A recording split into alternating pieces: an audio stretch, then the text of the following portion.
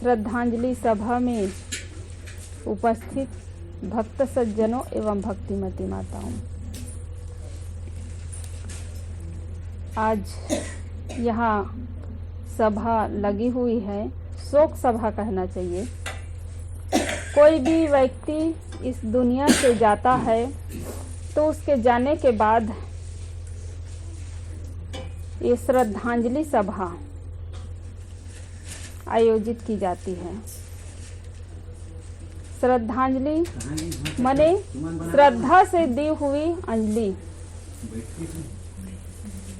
और असली श्रद्धांजलि है कि जो दुनिया से चले गए उसके अंदर में जो अच्छाइयाँ थी, हर व्यक्ति के अंदर में अच्छाइयाँ होती है। हमारी दृष्टि सही हो तो हर आदमी के अंदर में अच्छाइयाँ हैं। जो कुछ भी उसके अंदर में अच्छाइयाँ थी, जो उन्होंने अच्छा काम किया, परिवार को व्यवस्थित, बाल बच्चों को संस्कार दिए, तो जो अच्छाइयाँ थी उसको अपने जीवन में उतारना,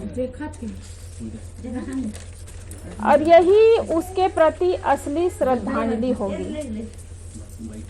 थोड़ा शांत बैठेंगे तो उनके अंदर अच्छाइयाँ थी उसको हम अपने जीवन में उतारेंगे, वो असली श्रद्धांजलि होगी।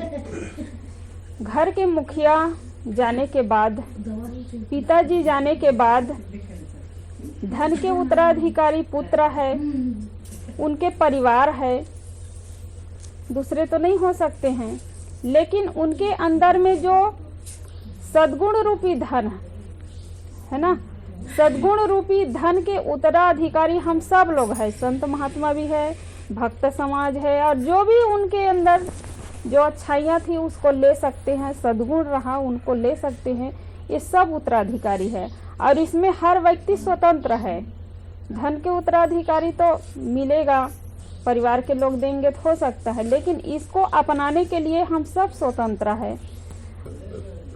तो उनके सद्गुणों को अपनाना चाहिए।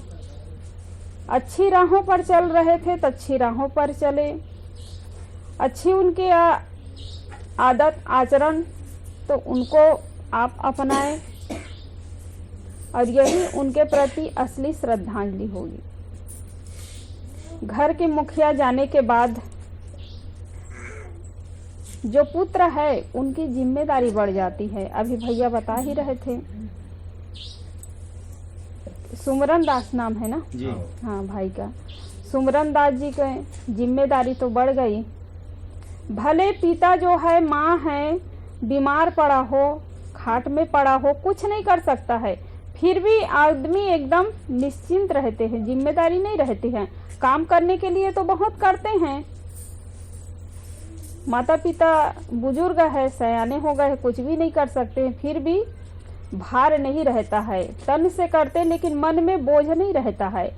लेकिन जाने के बाद सिर पर बोझ तो है ही, मन में भी बोझ होता है, जिम्मेदारी बढ़ती है, और इस जिम्मेदारी को निभाना चाहिए। अभी माता का हो चाहे पिता का हो, हमारे बीच माता जी बैठी है, माता पिता दोनों हैं। माँ के रूप भी देखना है और पिता के रूप भी देखना है इसके अंदर, और इनको कभी अकेलेपन महसूस ना हो। आप कभी भी कितना भी थका हो, काम से आते हैं बाहर से, तो सबसे पहले अपनी माँ को पूछिए, ये अपना फर्ज बनता है। अपनी माँ को पूछिए कि माँ कैसी हो। दिन भर में देखिए 5 मिनट में ही स्थिति खराब हो जाती है ना, तो दिन भर का समय बहुत होता है। शाम को जब वापस आते हैं तो पहले माँ को पूछिए, उसके बाद अपने रूम में जाइए, और अन्य सदस्य है उसको पूछ सकते हैं, तो उनको कभी अकेलेपन का महसूस नहीं होगा। और माँ बाप का उपकार तो बहुत है, उसको आप चुका नहीं सकते हैं, हम कभी चुका नहीं सकते हैं। इतना शरीर को जन्म दिया, पाला पोसा, ये कितना बड़ा उपकार है। कोई व्यक्ति के पास आप अपने बच्चों को ही ले लीजिए, 2 दिन के लिए आप छोड़ देते हैं, सुरक्षित बच्चे को पाते हैं तो कितना खुश हो जाते हैं, मेरे बच्चों को संभाल करके रखा। दूसरे व्यक्ति की बात बता रही हूँ। तो माँ बाप ने तो इतना पाला पोसा, इतना ध्यान दिए, कमाए खिलाए, बड़ा किए, पढ़ाए लिखाए, बहुत उनका उपकार है। और इसीलिए कहते हैं कि माँ बाप के समान कोई नहीं हो सकते हैं। एक गुरु के लिए भी कहा जाता है ना, गुरु को माँ की उपमा दी जाती है, लेकिन गुरु के लिए भी कहा जाता है कि माँ हृदय। गुरु का हृदय कैसे होना चाहिए? माँ हृदय। तो माँ के समान इस दुनिया में कोई बढ़कर नहीं है। एक कवि ने माँ की उपमा देने के लिए बैठा कापी और पेन लेकर के, तो नहीं दे पाया। उन्होंने कहा कि माँ, यदि मैं कहूँ कि तू सागर है, तो सागर का जल तो खारा है, लेकिन मेरी माँ, मैंने जो तेरा दूध पिया है वो खारा नहीं था, वो अमृत के समान मीठा था। कवि ने फिर आगे कहा कि माँ, यदि मैं कहूँ कि तू चंद्रमा है, तो चंद्रमा में तो दाग है, लेकिन मेरी माँ, मैंने तुम्हारी ममता में कभी दाग नहीं पाया। और माँ बच्चे के लिए क्या नहीं करती है, सब लोग जानते हैं, सबको अनुभव है ना। खुद भूखे रह लेगी, खुद गीले में सो जाएगी, लेकिन बच्चों को सूखे में सिलाएगी। खुद भूखे रह करके बच्चों को खिलाएगी। अपने लिए कपड़ा ना खरीद करके, त्योहार में आप सब लोग देखे हैं, माता पिता अपने लिए कपड़ा नहीं खरीदते, किसके लिए खरीदते हैं? बच्चों के लिए। तो बच्चों के लिए ही, जैसे ही बच्चा जन्म लेता है, बच्चों के लिए माँ बाप जीते हैं।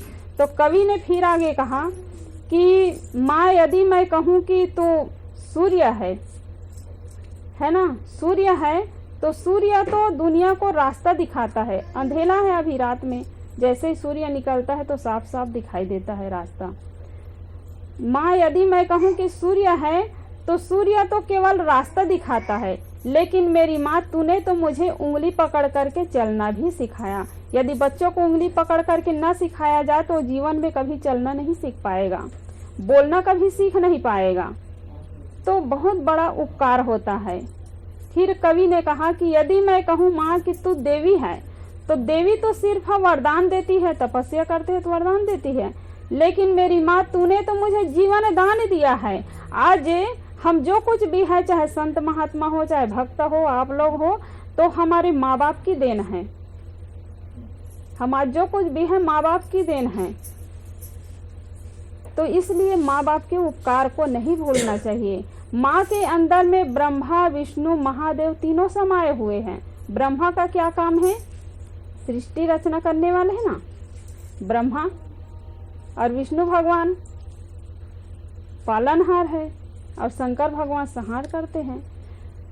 तो माँ बच्चे को जन्म देती है, इसलिए ब्रह्मा है। माँ बच्चे का पालन पोषण करती है, इसलिए क्या है? विष्णु है। और फिर अच्छा संस्कार देती है, इसलिए क्या है? शंकर भगवान है। तो तीनों समाये हुए हैं। कहने का मतलब है कि माँ के समान इस दुनिया में कोई नहीं है बढ़ करके। माँ शब्द ही इतना वजनदार है।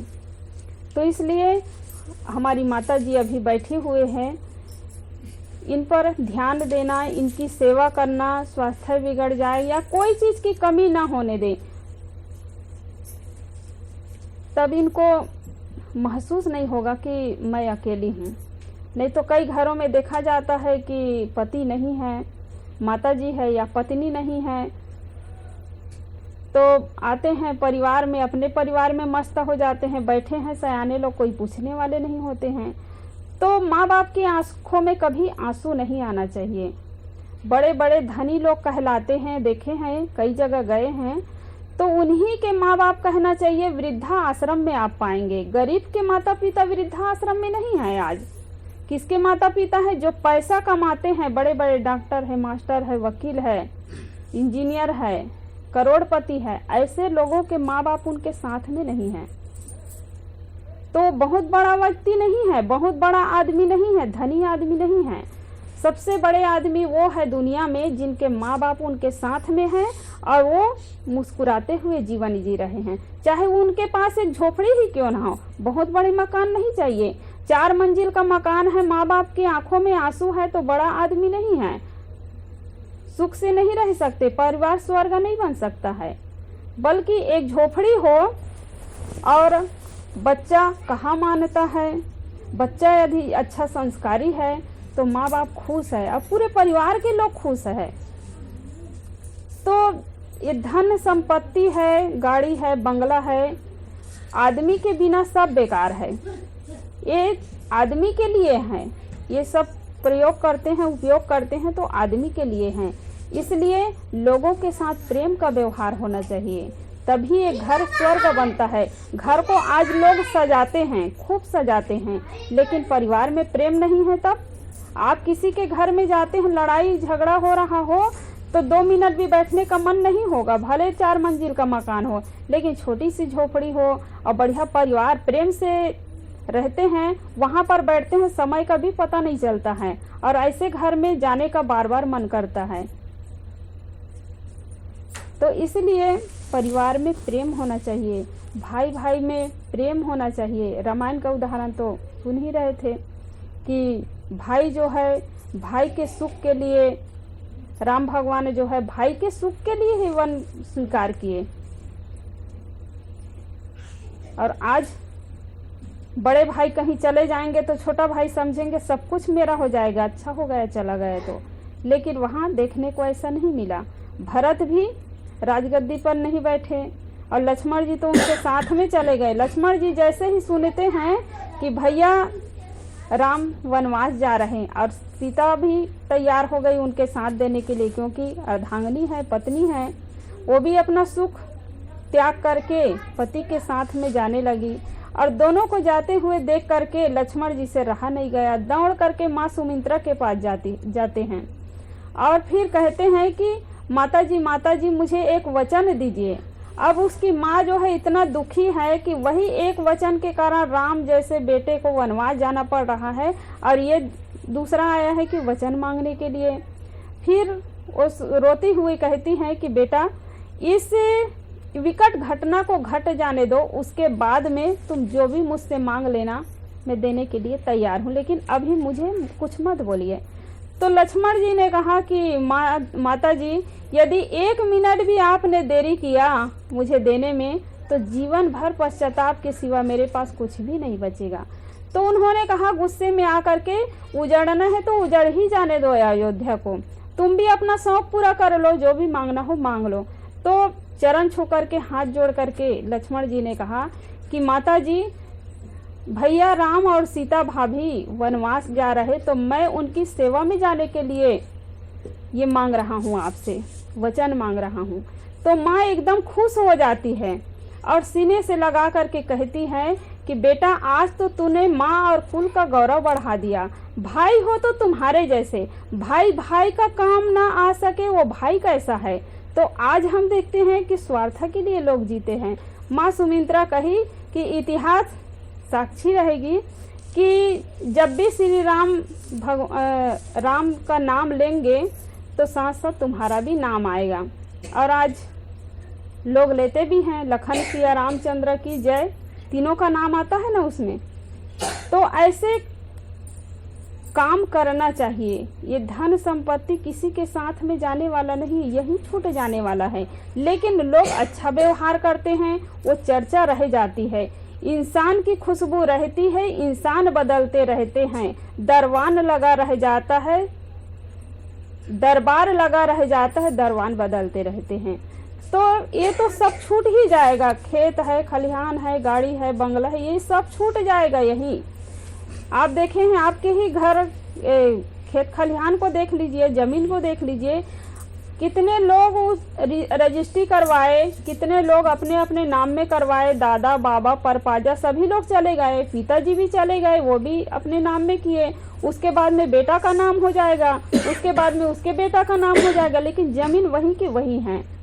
तो धन है उसका हम सदुपयोग करें, धन को परोपकार में लगाएं। और ये जितना हम काम करते हैं ना, धन का ये पूरा साथ में जा सकते हैं, लेकिन उसको चेंज करना पड़ता है, बदलना पड़ता है। जैसे नेपाल में जाते हैं तो यहाँ का पैसा वहाँ नहीं चलता है, तो बदलना पड़ता है ना, चेंज करना पड़ता है।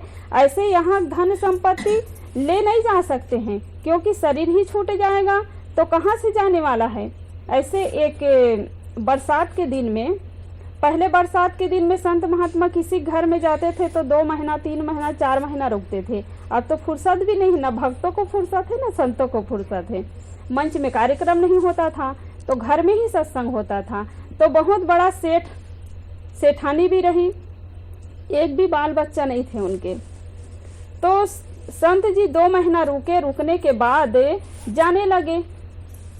तब सेठ जी कहने लगे, सेठ सेठानी दोनों, कि संत जी आप यहाँ से जा रहे हो ठीक है, लेकिन 2 महीना हमारे घर में रहे हैं आप, तो 2 महीने का हमें किराया दे दीजिए।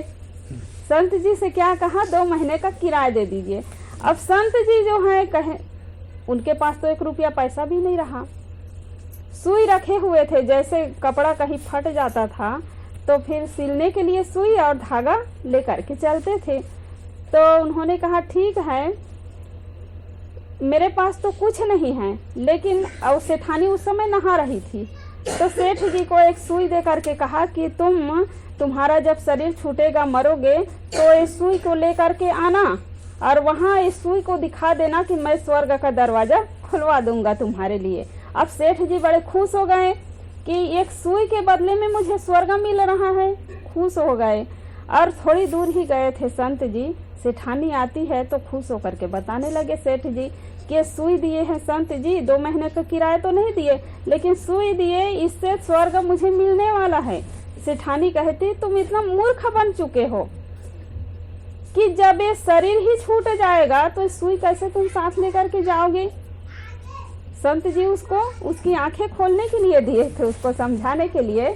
और सेठ जी से कहने लगी वो सेठानी कि जाओ जाओ दौड़ करके, अभी संत जी ज्यादा दूर नहीं गए होंगे, पास में ही है, और जा करके बोलना कि तुम हमें ठग लिए हो, ठग करके चले गए एक सुई के बदले में स्वर्ग। और जा करके कहने लगे कि हमें ठग करके तुम इतने दूर में आ गए हो कि जब हमारा शरीर ही नहीं रहेगा, शरीर छूट जाएगा, शरीर साथ में नहीं जाएगा, तो इस सुई को कैसे साथ में ले जाएंगे, हमें ठग करके आप आ गए हो। तो चलिए चलिए घर में फिर ले आए। और सेठ सेठानी दोनों बैठे हुए थे, दोनों बोलने लगे हमें ठग दिए आप, एक सुई के बदले में स्वर्ग कहेगा। तब संत जी कहने लगे कि तुम लोग इतने मूर्ख हो कि इतने पर भी तुम्हारी आंखें नहीं खुली। जब शरीर छूट जाएगा, एक सुई भी नहीं ले जा सकती, इतने बड़े गाड़ी बंगला है और धन संपत्ति क्या तुम्हारे साथ में जाएगा। तुम्हारे तो एक भी बाल बच्चा नहीं है, तो इसको परोपकार में लगाना चाहिए, धर्म का काम करना चाहिए। धर्म का काम तुम करोगे तो पूरा पूरा तुम्हारे साथ में चला जाएगा, लेकिन अगर नहीं धर्म में लगाओगे तो एक कौड़ी भी साथ जाने वाला नहीं है। तो उनकी आंखें खुल गई। फिर धर्म, हाँ, सुई के उदाहरण दिए कि सुई को लाना, मतलब उनको समझाने के लिए दिए थे। तो कहने लगे कि जब सुई साथ शरीर छूट जाएगा, सुई को तुम नहीं ले जा सकते हो, तो क्या धन संपत्ति को ले जा पाओगे। मरने के बाद सब यही छूट जाएगा, बैंक का पैसा बैंक में ही रहेगा, जमीन वहीं की वहीं रहेगी, क्या साथ में जाएगा। तो फिर उन लोगों को समझ में आ गया, फिर अपने धन का सदुपयोग करने लगे, धर्म परोपकार में लगाने लगे। तो यही है जीवन जीने का तरीका कि धन संपत्ति है उसका सदुपयोग करिए, धर्म में लगाइए और लोगों के साथ सुंदर बर्ताव करिए, तभी जीवन जीने में आनंद है और ये मानव जीवन पाने की ये सार्थकता है। लेकिन लोग आज बुजुर्ग लोग बैठे हैं, 2 मिनट भी समय नहीं हो उसके पास बैठने के लिए। कपड़ा फटा हुआ है तो 50 रुपये का कपड़ा खरीद करके हम दे दें, इतना भी लोगों के दिमाग नहीं है, वहीं से चल रहे। भूखे प्यासे है 2 रोटी दे दे, इतना भी समझ नहीं है। और आज किसी के पास कमी नहीं है, और मरने के बाद उन्हीं के पास समय निकल जाता है, उनके पास पैसा हो जाता है कि उनके लिए कपड़ा खरीद करके ओढ़ाने के लिए। शरीर छूटने के बाद तो ओढ़ने वाला चला गया, जानने वाला चला गया, तो क्या फायदा। और यदि आप अपने पसंद के कितने जोड़ी चप्पल पहने होंगे याद भी नहीं है, कितने जोड़ी कपड़े पहने होंगे याद नहीं है, लेकिन किसी को यदि 50 रुपये का कपड़ा आप दिए होंगे तो जीवन भर आपको नहीं भूलेगा। आप अपने पसंद के अपने लिए खरीदे हैं उसको आप भूल जाएंगे, लेकिन किसी को दिए हैं, जरूरतमंद की सेवा है, तो उसको कभी भूल नहीं सकते हैं। तो जो तू आया जगत में तो ऐसा करी ले, कर साहेब की बंदगी भूखे को कछु दे। भूखे को कछु दे का मतलब जब जिनको जैसी जरूरत पड़े, प्यार की जरूरत है प्यार दीजिए, भोजन की ज़रूरत है तो भोजन दीजिए, पानी की ज़रूरत है तो पानी दीजिए, और कपड़े की ज़रूरत है तो कपड़े दीजिए, समय की ज़रूरत है थोड़ा समय भी दे दीजिए, सेवा की ज़रूरत है सेवा। ये जीवन जीने के तरीका है। और एक बात और कहना चाहती हूँ कि अच्छा, ये गए थे घर के मुखिया तो स्वास्थ्य ठीक नहीं रहा होगा। किसी के जब अंतिम अवस्था कहना चाहिए तो परिवार के लोग देखने के लिए आते हैं ना, सबके घर जाते हैं। तो एक वो क्या बनाते हैं उसमें, पान परवाना, कुछ क्या क्या डालते हैं उसमें, और दही वही कुछ, दही ना। तो ये सबको नहीं करना चाहिए। जब अंतिम अवस्था आ जाए तो पानी निगलना ही मुश्किल होता है कि नहीं। और उस जगह पर अंतिम श्वास चल रही तो उस जगह पर वो गाढ़ा गाढ़ा वाले दही और पानी निकलना मुश्किल, उस पर वो 2 दिन जीने वाला 5 मिनट में ही खत्म। इसको नहीं करना चाहिए। कई जगह मैं बताती हूँ, उस जगह पर आप जाते हैं देखने के लिए, तबीयत ठीक नहीं है तो आप बढ़िया से एक पानी वाले नारियल, पानी निकलता है पानी पीने का नारियल, उसको ले जाइए और उसको ना पिलाना चाहिए, ताकि भोजन नहीं कर रहा है, नारियल पानी के माध्यम से महीनों जी जाता है आदमी, साल भर भी जी जाएगा, वो पूरा भोजन है उसका। तो एक आधा चम्मच कम से कम नारियल पानी जाएगा तो शरीर स्वस्थ भी हो जाएगा और बढ़िया श्वास मतलब निगलने में कुछ तकलीफ है, पानी भी नहीं जा रहा है। ये पान वो है ना, कपरी पान क्या कहते हैं इसको, बंगला पान ना, इसको बढ़िया उबाल दीजिए और उबाल करके गुनगुना उसमें पिलाइए। वो जो खराश है, धूल धक्कड़ कफ वफ जमा रहता है उसको फटा देता है, साफ कर देता है, गला साफ हो जाता है।